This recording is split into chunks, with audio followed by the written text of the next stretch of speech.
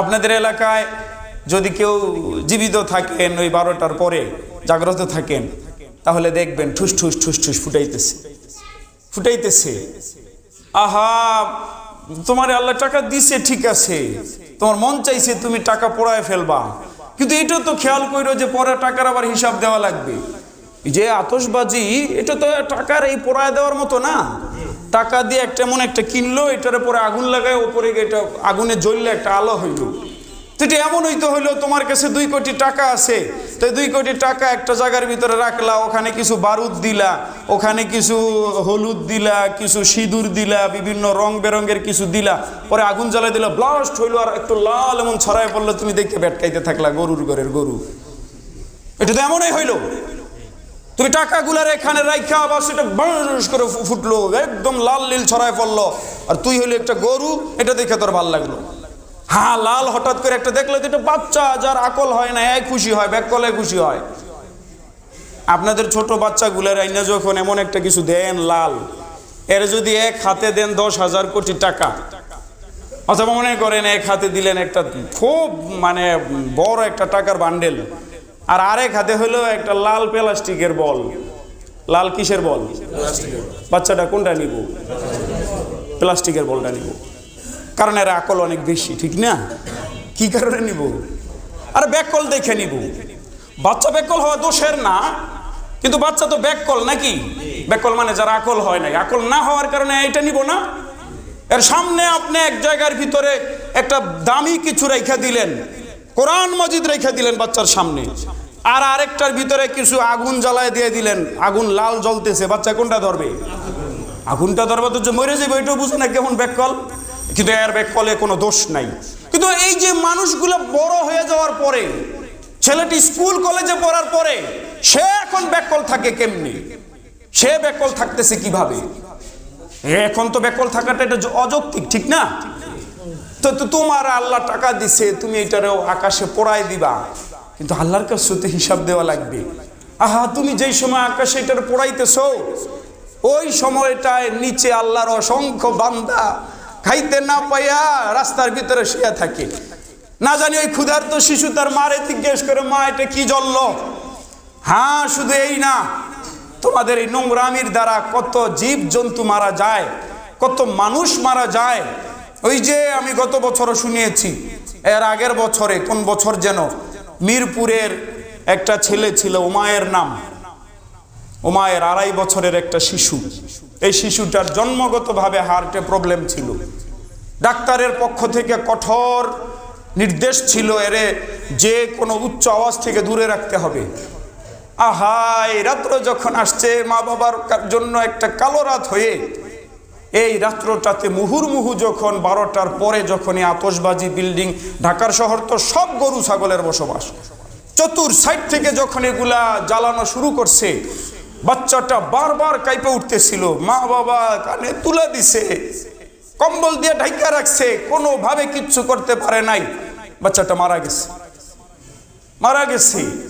আমরা মনে করেছিলাম এত বড় অকারেন্স ঘটার পরে মনে হয় এই দেশের প্রশাসন এই নোংরামিটা বন্ধ করে দিবে, কিন্তু বন্ধ করে নাই। এটা বললাম একটা দিন। এই রাত্রে শুধু এই একটা বিষয়ই না, এই রাত্রের আরেকটা বিষয় হইল, এই রাত্রে অসংখ্য এই দেশে তো মুসলমানের সন্তানই সব প্রায়, অসংখ্য মুসলমানের যুবতী মেয়ে রাত্রের বেলা যে হোটেলে যাচ্ছে, এটা গরুর ঘরের গরু, হ্যাঁ বাপ না, হ্যাঁ গরু, হ্যাঁ খবরও নাই। আর মাইয়া যে যাচ্ছে, এই রাত্রে গিয়ে নিজের সতীত্ব বিক্রি করে আসতেছে, জিনা করে আসতেছে। এই রাত্রে জিনার অভিষেক করছে, এই রাত্রিতে মদের অভিষেক করছে। আগে মদ পান করতো না, এই রাত্রে প্রথম শুরু করলো। অসংখ্য গণিত তরুণী, 2 ছেলে মেয়ে স্বেচ্ছায় যেগুলা করে, ওগুলা তো মিডিয়ায় আসবে না, কারণ এই জাতীয় নোংরা দেশগুলার সংবিধানই হইল, এই জাতীয় নোংরা দেশগুলার সংবিধান হইল না, 2 প্রাপ্তবয়স্ক নারী এবং পুরুষ যদি স্বেচ্ছায় জিনা করে, তাহলে এটা দোষ না, এটার নাম গণতন্ত্র। এটা আপনাদের উপরে আছে, চেপে আছে। এটা এরা খ্রিস্টানদের থেকে এনেছে। এটা কি ইসলামের নিয়ম? বলেন, এটা ইসলামের নিয়ম?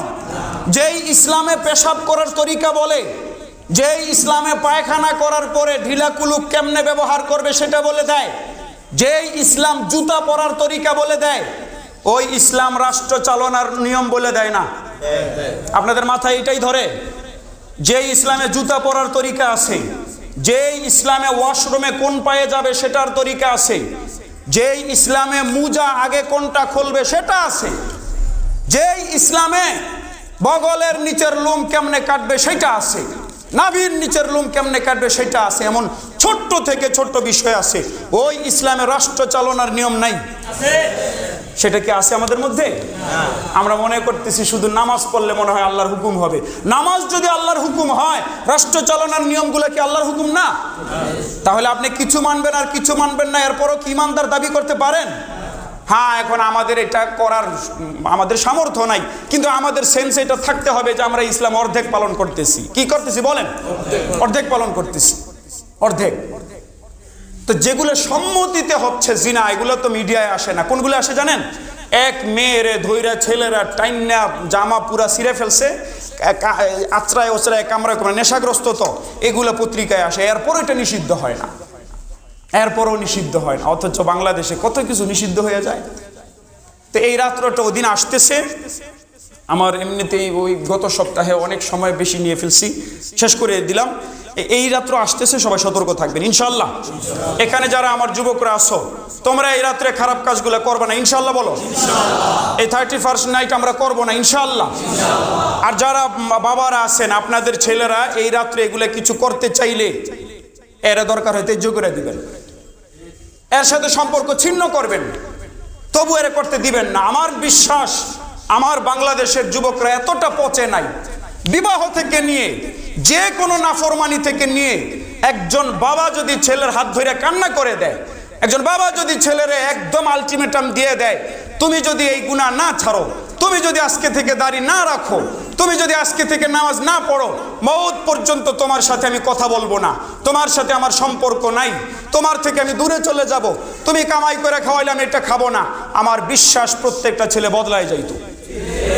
কিন্তু আমরা কয়জনে করতে পারি? ওই আপনি আবার কইেন না যে হাদে হুজুর 3 দিনের বেশি না বলে মুসলমানের সাথে কথা না বললে থাকা জায়েজ নাই। এটা এইসব ক্ষেত্রে না, দিনী বিষয়ে আজীবন কেউ অন্যায় করলে তার সাথে কথা না বললে থাকা জায়েজ আছে। আল্লাহ তাআলা আমাদের সবাইকে আমল করার তৌফিক দান করেন। ভালো হয় এই রাত্রে এলাকা ভিত্তিক মসজিদে ইসলাহি মাহফিল করলে, ইসলাহি মাহফিল এই রাত্রে স্থানীয় ওলামায়ে কেরাম বয়ান করবেন। ওদিনকার বয়ানটা এমনিতে বেশি রাত্র পর্যন্ত বয়ান করা ভালো না, কিন্তু ওদিনকার রাত্রটা ওদের নোংরামি শুরুই তো হয় 12টার পরে। তো সেদিন আপনি 12টার পর পর্যন্ত বয়ান চালান। যদি আল্লাহর নাফরমানেরা আল্লাহর বিরুদ্ধে বিদ্রোহ করতে পারে, তো আল্লাহর ফরমাবরদার যারা, আল্লাহর বান্দা যারা, তারা কি আল্লাহর আওয়াজকে উঁচু করতে পারে না? করবেন ইনশাল্লাহ। এলাকায় এলাকায় ওদিন খিচুড়ি রান্ধেন, বিরিয়ানি খাওয়ান। ওই যে শুকনা মৌলবী গুলা যে খালি বেদাত বেদাত, বেদাত কাকে বলা হয়? যে কোনো কিছু বেদাত হইলে মসজিদের পাকা জিনিস হতো বেদাত, যে কোনো জিনিস বেদাত হইলে প্রচলিত সিস্টেমের ওয়াজ হতো বেদাত, মাদ্রাসাটাই বেদাত, মাদ্রাসার নামটাই বেদাত। নবীজির জামানায় মাদ্রাসার নামও ছিল না। খানা খাওয়া কি বেদাত? মসজিদে আনন্দ নাই দেখে ওরা এখন 31st নাইটে আনন্দ করে। আমি এখন থেকে অনুমতি দিয়ে দিলাম, আগে না করছিলাম না জুমার দিন মিষ্টি আনতে, জিলাপি, এখন থেকে আনবেন ইনশাল্লাহ। আমারে আগে দিয়েন, খামুন ইনশাল্লাহ। আল্লাহ তাআলা তৌফিক দান করেন, আমিন। ও সাল্লাল্লাহু তাআলা আলা খায়রি।